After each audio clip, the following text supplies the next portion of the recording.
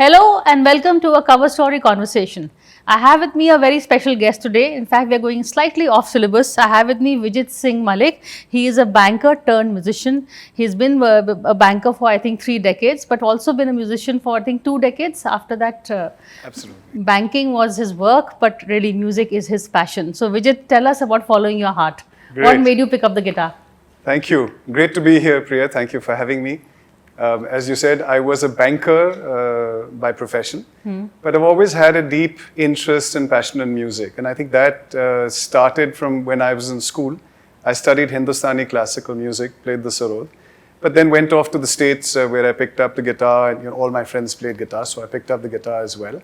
And since then, it's always been about, yes, my work, but also my passion. So as, I've been a banker, I've also had bands along the way for the last 20, 25 years and continue to do so today. You know what I like about Vijit, you play in band, you play individually also, but every time he plays a song, it's not just the song. He also tells us a bit about it because every song really has a story. So in a way, Vijit, you're somewhat of a music historian also, which is why, we've got you here today to tell us the stories behind the songs. Sure.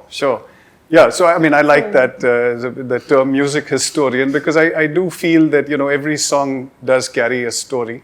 And particularly the music that I sort of, So what grew up inspired with. you? What? Sure. So the kind of music that I play is what I'd like to call vintage or classic rock. And within that overall description, there are also things like the blues, folk rock, and so on and so forth. And if you look at it, I draw inspiration from the 60s and the 70s particularly. And that to me was the sort of most creative era in contemporary music. And I'll tell you why I think that was the most creative era in contemporary music.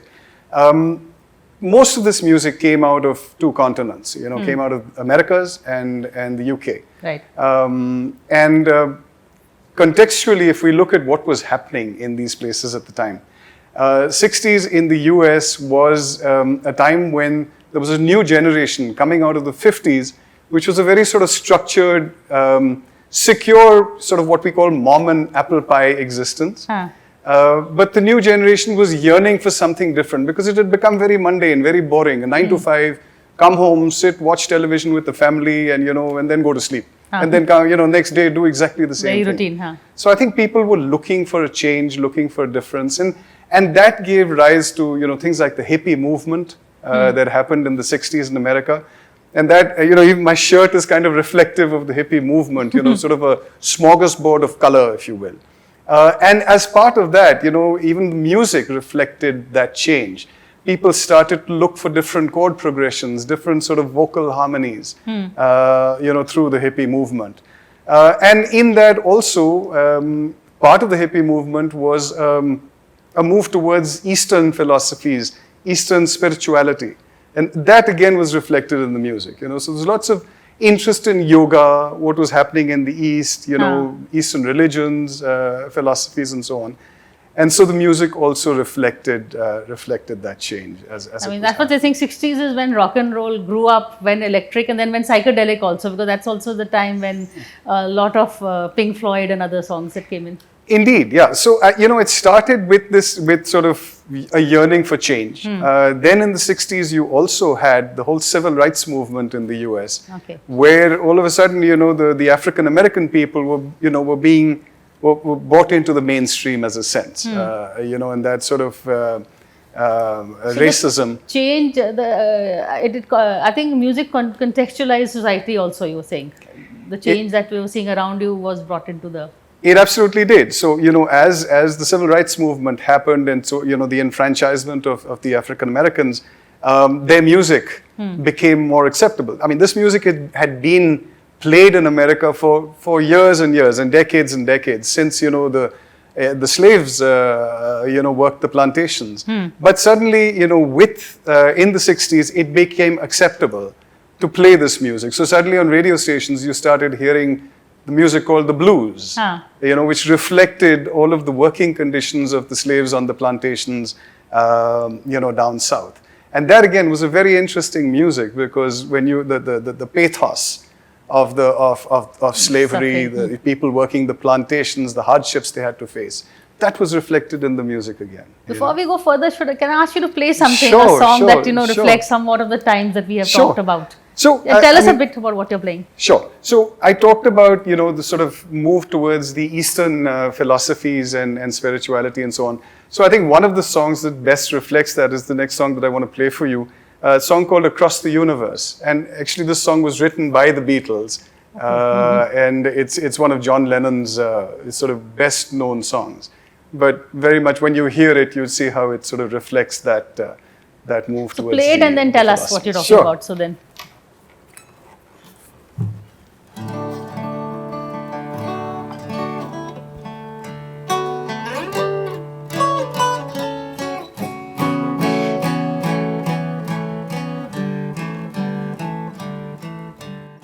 Words are flowing out like endless rain into a paper cup. They slither as they pass. They make their way across the universe. Pools of sorrow and waves of joy are ringing through my open mind, possessing and caressing me. Jai Guru Deva.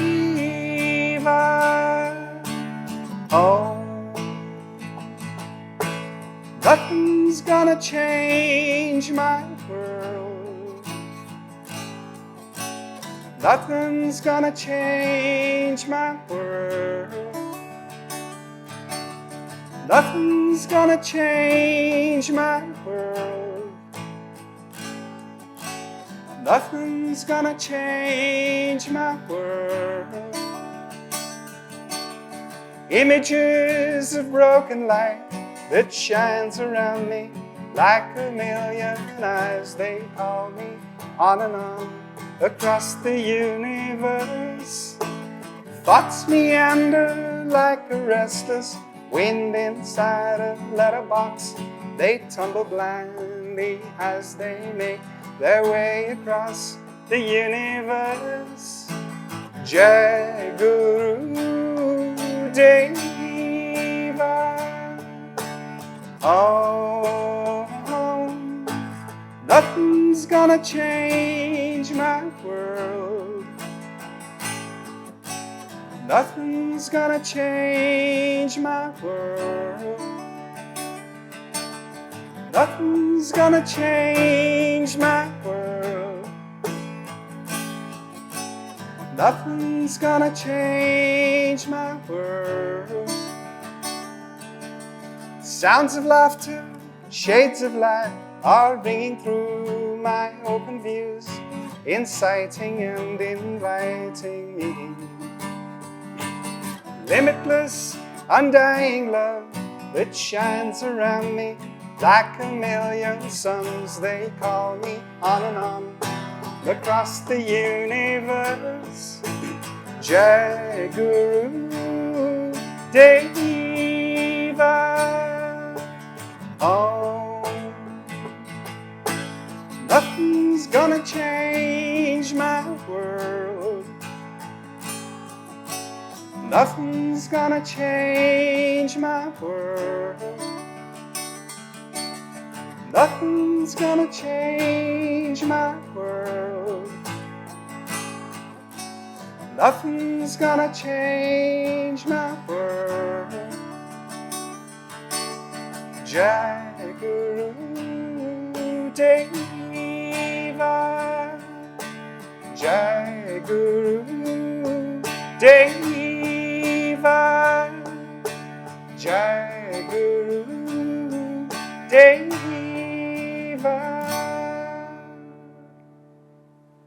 Excellent, Vijit. That's really good. Thank you. So, as I was saying, I mean, in that song you can hear, the sort of references to Indian religion in particular, Jai Guru Dev, Om, all of the words and phrases that have deep meaning in sort of our philosophies, our religions. And so this was what, sort of the West yearning for meaning and sort of looking for something deeper, looking within, looking east. In fact, I think they're saying that the music really always told a story, but the 60s and 70s really elevated it to an art form, so to speak. Was it? So I think the reason for that, I sort of believe that today there's so much social media, and social media, as we see, is sort of a messenger for all types of things. Yeah. You didn't have social media back then. Even television was, visual media was restricted. So music was being used with all of these fabulous changes that were happening. Like I said, the hippie movement, civil rights, the Vietnam War. Again, for the first time, war was actually being broadcast into people's living rooms. Correct. Huh? Before this, it was all, you were sitting at a distance, your troops were going off to fight for God and country. Everything was hunky-dory. Yeah, we're beating them, we're winning the war and so on. So you heard the government's narrative. You heard the government narrative. Now you were seeing it for yourself. And, images of war are never happy images, and suddenly you're seeing your neighbor, the child that had been drafted, your next door neighbor going off to war, and suddenly you're seeing his body coming back home in a body bag, So this brought home the horrors of war. And so again, musicians started to see this, and they started to say, hey, we can reach out to big audiences through our music. Why not use music as a form of protest as well? So this is how music was used to send a larger message across, as sort of a cultural revolution, music as protest. Absolutely. So we saw a lot of songs around the Vietnam War coming up, protesting against it. Sure. Yeah, there were lots of songs, lots of groups that used music as a medium. Crosby, Stills and Nash, for example, were very, very sort of vocal, very political. Neil Young, again, was very vocal, very political. Bob Dylan, I mean, the bard of the 60s, he certainly used his music again as a form of protest. And they were reaching out. They were reaching out to hordes and hordes of fans and people. To the point where actually, when John Lennon died in 1980, there was actually one sort of belief that he was targeted for his views. Now, again, it's never been proven, but it's proof of the fact that he had reached out through his music to a larger audience, that people thought he was influential enough. So is there some form these songs took? Was it like you were saying blues was the earlier, which talked about the working collar, the blacks movement? Sure. The Vietnam War songs, were they more rock song? How would you, in terms of genre? So the music of the time was what they, this music of protest was known as folk music. Folk music, okay. In a sense. And then folk music went rock. When Dylan, who was then, by the time he came out, he became a huge star. And a very sort of, he was seen as the icon of folk music. And so when he went electric and started to rock up his performances, initially there was huge resistance, particularly from the folkies and the folk music people themselves. Why? Because they didn't think it's music. Because they thought he was being disingenuous to folk music. Because folk music was all about acoustic guitar, getting the message across. And it's if you're playing rock music, it then becomes about the music. It doesn't become so much about the message. Okay. So that's why they felt that he had sold out. But he persisted, and he persisted, and then of course, gradually acceptance came in of sort of rock music as well as sort of a popular medium to do all of this as well. But initially there was resistance, yes. Yeah. Should we do one of his songs, or would you like to do another song that captures? Let me do a song that I think was written in the 60s, actually by a Canadian singer, and it's a war protest song. She was called Buffy Sainte Marie. The song didn't become popular when she wrote and sang it, but subsequently a British singer called Donovan took it and then made it very popular. And it's a song that if you listen to it, it's almost eerie for me, because when I play it, recognizing that it was written in the 60s, when you sing it, you realize how relevant the song is even today with everything that's happening around us. So it's called Universal Soldier. Maybe I can play it for you. Play it, but tell me, what should I look out for? What are the lyrics that you think one should? Listen to the lyrics is all I can say. The okay, let's do that. The lyrics convey the message. Okay. So I think you'll get it. You'll get it there.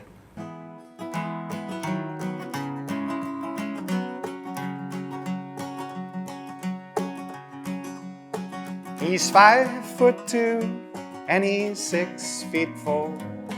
He fights with missiles and with spears. He's all of 31 and he's only 17. Been a soldier for 1,000 years.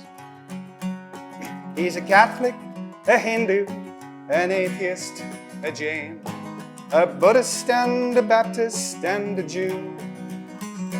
And he knows he shouldn't kill, and he knows he always will. Killing for me, my friend, and me for you. He's fighting for Canada, he's fighting for France, he's fighting for the USA. And he's fighting for the Russians, and he's fighting for Japan. And he thinks we'll put an end to war this way. He's fighting for democracy, he's fighting for the Reds. He says it's for the peace of all.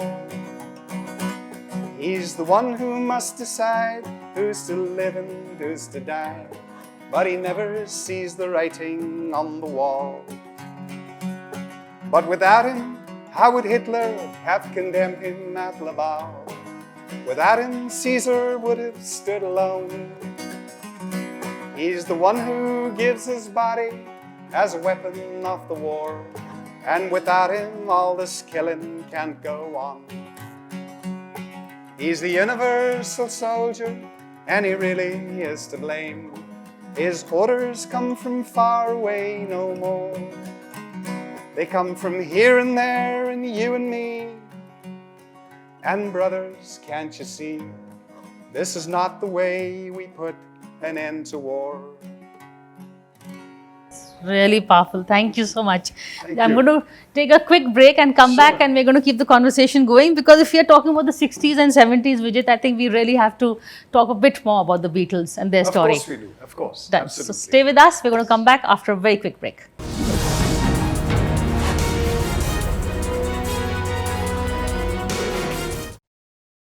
Hello and welcome back to a cover story conversation. I have with me Vijit Singh Malik. He's a guitarist, he's a banker, but more importantly today you're here in your role as a music lover, music historian, and someone who's brought his guitar along for the show.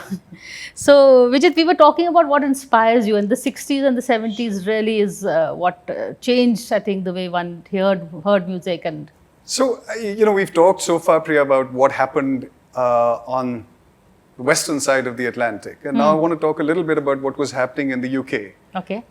So, again, contextually, at this point in the 60s, the UK is still not recovered from World War II. Country was bankrupt, they've lost their empire, and so on. So life is, pretty difficult. It's a drudgery of sorts. And so, again, out of this, they say, out of pressure are born good things. And so out of this pressure, suddenly, you've got the emergence of these four lads from Liverpool, an industrial town in the UK, suddenly coming out on the world stage with these beautiful, lush harmonies and fabulous new chord progressions, and they just took the world by storm. So as they say, like I said, under pressure, you say it's cliched, but yes, diamonds are created under pressure. This was sort of a musical diamond that was created out of the pressure that was being felt in the UK. And the Beatles, I think they single-handedly changed contemporary music and the way people thought about contemporary music. The song that I did earlier, which was Across the Universe, again, was a song by one of the Beatles, John Lennon, but it was featured on a Beatles album. And again, if you look at, you see the chord progressions in that song, very, very unusual chord progressions compared to the kind of music that was being made before that. So they were experimenting, and people, these are things that, that people never thought that this chord would fit with this one necessarily, but they made it happen. And they made it sound really, really good and really, really unique. So I think, one cannot understate the influence that the Beatles had on contemporary music.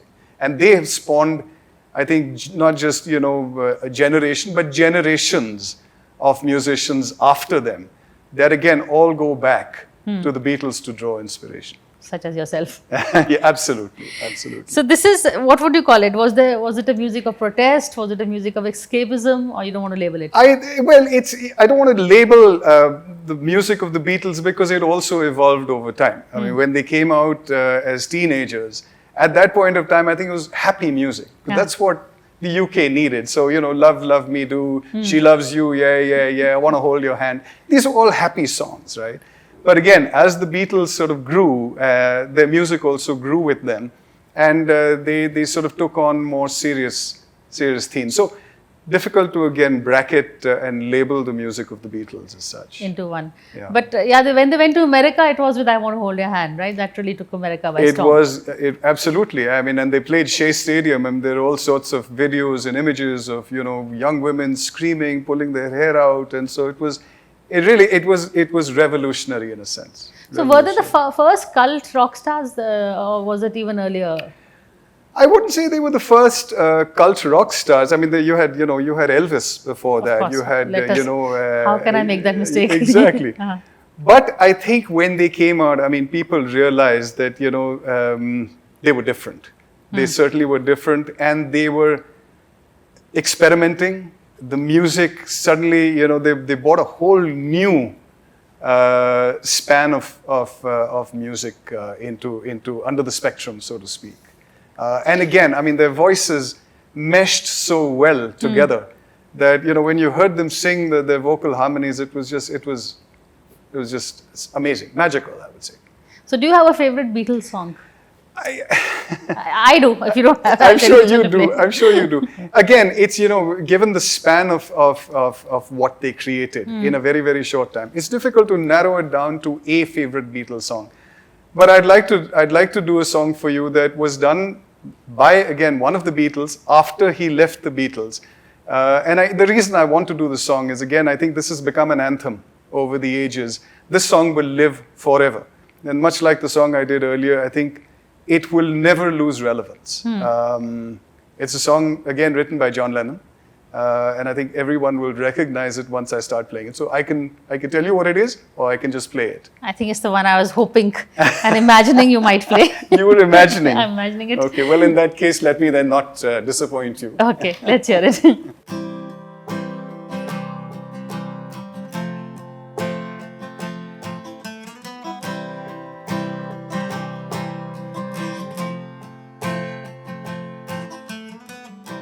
Imagine there's no heaven. It's easy if you try. No hell below us. Above us on the sky. Imagine all the people living for today. You imagine there's no country. It isn't hard to do. Nothing to kill, not die for, and no religion too. Imagine all the people living life in peace. You may say I'm a dreamer, but I'm not the only one. I hope someday you'll join us, and the world will live as one. Imagine no possessions. I wonder if you can. No need for greed, no hunger. A brotherhood of man. Imagine all the people sharing all the world. You may say I'm a dreamer, but I'm not the only one. I hope someday you'll join us, and the world will live as one. Wow, this is really an amazing one. Thank you for singing this and singing it so well. Thank you. Thank you. This is an amazing song. In fact, before we go off, I just want to speak a bit about yourself also, Sure. Because you don't just sing other people's songs, you also write your own songs. So I do, and I started writing quite late in life actually. As I'm no spring chicken, as you can see. Well, it's never too late. But yeah, so I started writing late, and one of the reasons that I did that actually was, it was intimidating in a sense to write your own songs. You had all these fantastic songs that people had written. Correct. So, I would always wonder, if I write my own songs, how will it ever measure up to, these heroes of mine and the music that they've created. But eventually, I sort of drummed up some courage and I said, look, let me try something. And it was very interesting the way that it happened. We actually, we now live in Dehradun, pretty close to Rishikesh. And so we went on one of our trips, we went up to Rishikesh and visited what used to be Maharishi Mahesh Yogi's ashram, just outside Rishikesh. And interestingly, the Beatles, when they were searching for meaning, they met the Maharishi in the UK, and he invited them to come and spend some time at the ashram, which they did in the late 60s, and they wrote most of one of my favorite Beatles albums, the White Album. They wrote most of the songs for the White Album when they were in Rishikesh. So when we visited the place, my son was with me. He's a great musician as well. So next time we have to have him, huh? Yes. So he and I visited, and we were both, immediately just struck by, by the gravity of the place. I mean, to stand, in the courtyard where John Lennon and Paul McCartney and George Harrison, Ringo Starr, stood and made their music, was just in a way overwhelming, but also very, very inspiring. So we left that place, and the song came to me. I call it Rishikesh. I wrote it on the plane ride back home. So if you'll allow me to, maybe I can end with. I thought you never asked. Please do. Rishikesh. Yes, definitely. I'd love to hear that. Thank you. So there's a bit of a riff to the song. I actually need 2 guitars, but I'm not going to play the riff, but I'll play through the body of the song. Again, sometimes when I listen to it, I wonder where the words came from. So I think it was just a very, very inspiring and motivational trip to go to the ashram. But this is Rishikesh.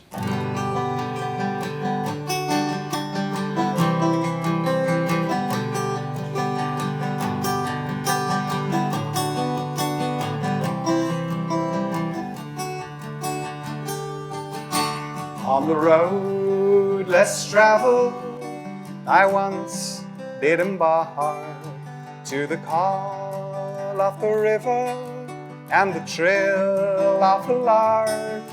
Like 4 pilgrims before me, I did seek out a place, a mystical land they call Rishikesh. It was here the Maharishi did build his abode, where God-men and mortals did lighten their load, far from the glare of adulation so bright. It was here they did conceive an album so white. Gateway to the heavens, Rishikesh.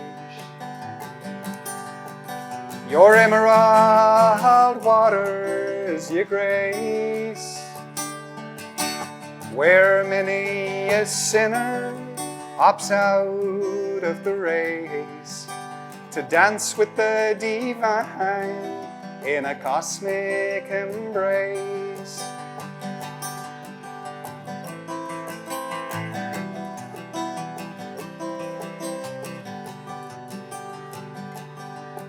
where the errant and sages atone for their sins, to the rhythm of the river and the songs of jinns, where poets and pilgrims in penance do chant, beseech the Creator salvation to grant, to enter the heavens without strife and transcend the cycle of life.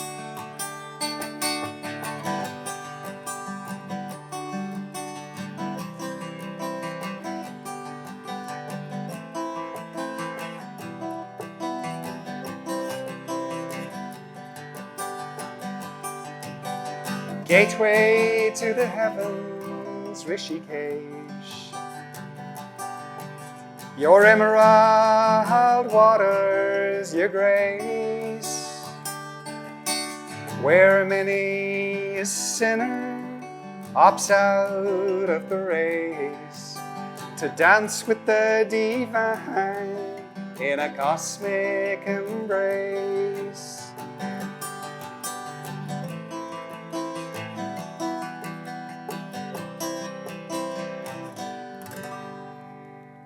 Thank you, Vijit. This is really wonderful. Thank you so much. Thank you so much. Thank this you. Has been an Thank you excellent very song. much. In fact, we are totally out of time, but just the last footnote, I think the larger message from this conversation is, I think, be brave and follow your passion, because this is where it takes you. Absolutely. I think you're a total inspiration for all of us. But thank you so much. This has been one of the most enjoyable cover stories we've had in a very long time. And for that, thank you, Vijit. Thank you, Priya. Thank you for having me. It's really a pleasure. And listen to the music. Listen. That's all I can say. Thank you.